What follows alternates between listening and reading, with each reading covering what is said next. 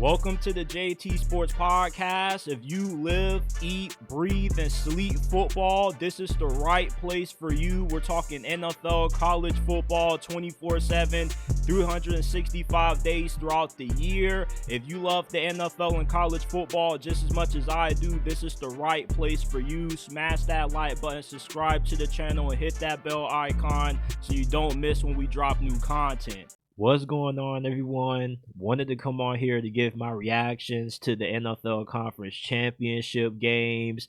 The Philadelphia Eagles dropped a 50 burger on the Washington Commanders. The Kansas City Chiefs, they once again are in the Super Bowl. They are about to three-peat. I think that there's a big lie that the NFL is rigging these games in the favor of the Chiefs. This team is just that good.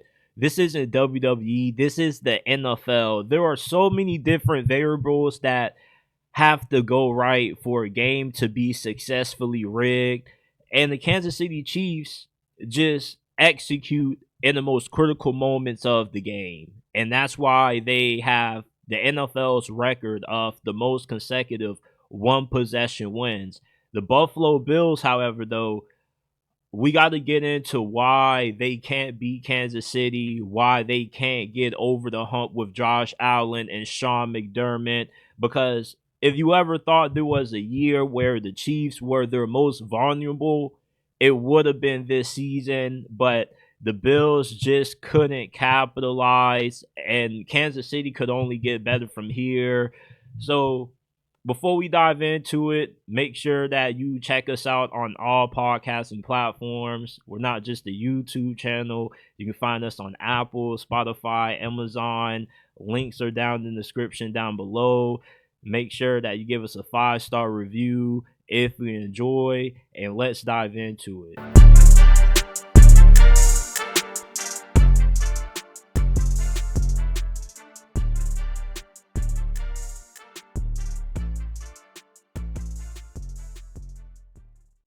So the Eagles dropped the 50 burger on the Commanders in the NFC Conference Championship game, and this didn't surprise me at all. The thing about the Commanders is that for them to have been able to be competitive in this game, they had to play flawless football. And a lot of people got mad at me when I said Jaden Daniels had to be perfect, like I was hating on him or the Commanders. If anything, that was a testament to how good of a quarterback Jaden Daniels is, because he elevated the Commanders this year. This was a team that coming in had fairly low expectations because the roster was average at best. You know, they got a few guys that are really good, like Terry McLaurin, Frankie Louisville. But you know, Marshawn Lattimore is washed. You know, the running back core could be better. This is a team that had a lot of flaws that Jaden Daniels was able to mask. And when you're going up against a team like the Philadelphia Eagles, that not only do they have good quarterback play, but they just have better guys, better Jimmys and Joes than what you have at every single position. I mean, the discrepancy in talent in this game just can't be stated enough, because you could have a good coaching staff and a good quarterback, but if you're going up against a team that just is stacked everywhere like the Eagles are, Howie Roseman is one of the best general managers of my generation. It seems like he doesn't miss on too many draft picks. He always wins in the majority of the trades that he makes, and he just has an incredible eye for talent. And the Eagles, compared to the Commanders this year, I mean, their run defense has been awful, and Squan Barkley was running all over them. Squan Barkley scored 2 touchdowns on his first 2 touches in this game. His first touch, he took to the crib for 60 yards, and he just plays with a level of juice that we've never seen a running back play with in this league. Squan Barkley is what a first round running back should look like. Every time he touches the ball, he just is so explosive to the point where if you give him 10 touches, out of 5 out of those 10 touches, he's going to take at least one of them to the house.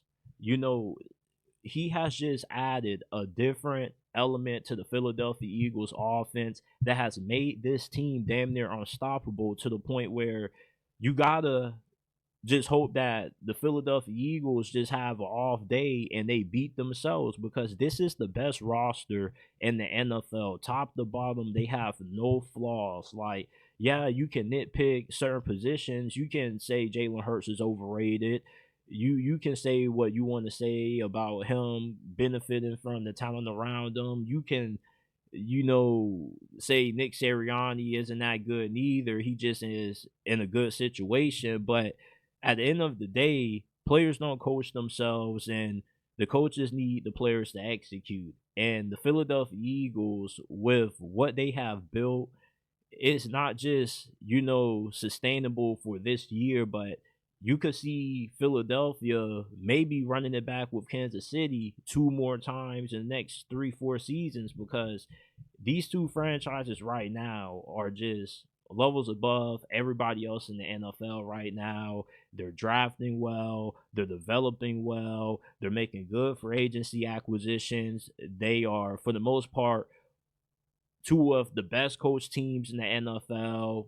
And the fact that we have them in the Super Bowl shouldn't really surprise anybody. The Eagles coming into this year, we knew that they if they played up to their potential, they should have been in this game. And same thing with Kansas City, just people didn't want to accept it. And that's another thing. We got to address the biggest lie being told about the NFL right now, which is the games are rigged. NFL games are not rigged. Just because Kansas City continues to win, because they continue to dominate and win championships, doesn't mean that Vegas and the NFL are putting the fix in for Patrick Mahomes to continue to pull off these, skeptical wins. It's just that Kansas City is just miles ahead of everybody else in the NFL when it comes to preparation, execution, how they go about managing critical situations during the game. And that was the difference in this AFC championship game when you look at them going to their fourth Super Bowl in the last 5 years and the Buffalo Bills falling to 0-4 in this game, in this rivalry, if that's what you want to call it. But the Buffalo Bills, they just couldn't find a way to execute in the critical moments of this game. Unlike Kansas City was, you weren't that successful when you were going for it with the tush push, especially in the fourth quarter on the one that you got stuffed on the 4th and inches. On 4th and 5, you get blown up by a well-called blitz at the right moment by Chiefs defensive coordinator Steve Spagnuolo. Josh Allen had to throw a prayer to keep the season alive at that point. And one thing that really irks me about the Buffalo Bills is that Sean McDermott hasn't been fired yet. Because for him to be a defensive minded coach and yet the defense never shows up every time they play the Chiefs in the playoffs, at this point you gotta make a change. You gotta roll the dice and find somebody else who's capable of getting this team over the hump. The Buccaneers fired Tony Dungy for coming up short when he was the head coach of the Buccaneers despite making it to the playoffs. It's just that the Buffalo Bills will benefit from a new head coach that, with a quarterback as good as Josh Allen, you just need somebody who could get the most out of the offense and somebody who can hire somebody better than what Sean McDermott is at calling the plays on defense. Because, listen, you had 3 timeouts and a good amount of time left late in the fourth quarter to give your offense one more opportunity to possibly win this game and send you to the Super Bowl. And yet you couldn't do it. Travis Kelsey didn't really do too much in this game. Xavier Worthy, Juju Smith Schuster. I forgot Juju Smith Schuster was still in the NFL. The Buffalo Bills defensively just were not prepared for Kansas City's offense. The last time they played, they didn't have a lot of these guys available. They didn't have Marquise Brown, and Travis Kelsey wasn't playing at the same level then as he is now. And Xavier Worthy, they were trying to get him involved the first time they played, and they weren't really as successful then as what they were in this game. But with the injuries that Buffalo had in the secondary, Xavier Worthy just had a outstanding performance. He was able to take advantage of that. He just had too much speed for them. And for the Bills to get over this curse that they have when it comes to playing the Chiefs, you have to find a way to just overhaul this coaching staff to where you can have somebody to come in that can actually scheme up a defense good enough to stop Patrick Mahomes.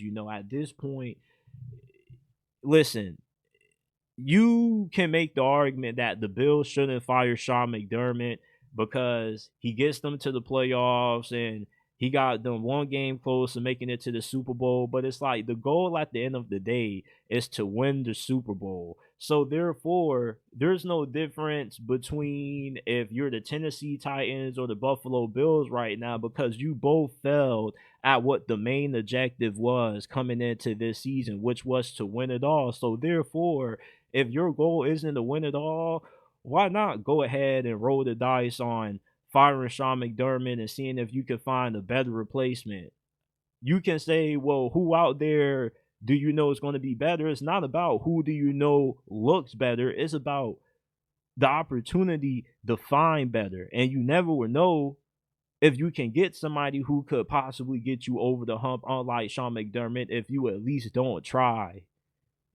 The Buffalo Bills, man, they just have peaked under Sean McDermott. It is time to move on. Similar to what happened to Andy Reid with the Philadelphia Eagles. It's just at this point, you got to do whatever you can to try to stop this dynasty because if you keep coming up short with Sean McDermott, you might as well just be okay with another head coach coming in. And let's say you are bad, okay, you can fire him and start over again. At the end of the day, the goal is to win the Super Bowl. So there really isn't a big difference, in my opinion, between if you're making it to the playoffs every year and coming one game shy and you got a top 3 pick in the NFL draft. I mean, you still came up short of accomplishing the objective. Winning the Super Bowl is the end all be all. And if you're not doing that and you're consistently coming up short of doing that, you feel me? Why are you still leaving out hope that maybe things will change? Things are not going to change. You are 0-4. You are never going to beat this team when it matters at this point. You know what they say, history repeats itself time after time. We see the same issues out of the Buffalo Bills.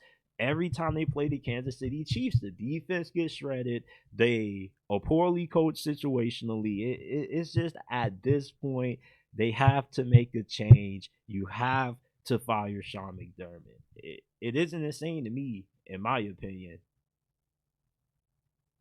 This is it for this episode of the JT Sports Podcast. I appreciate you guys for tuning in.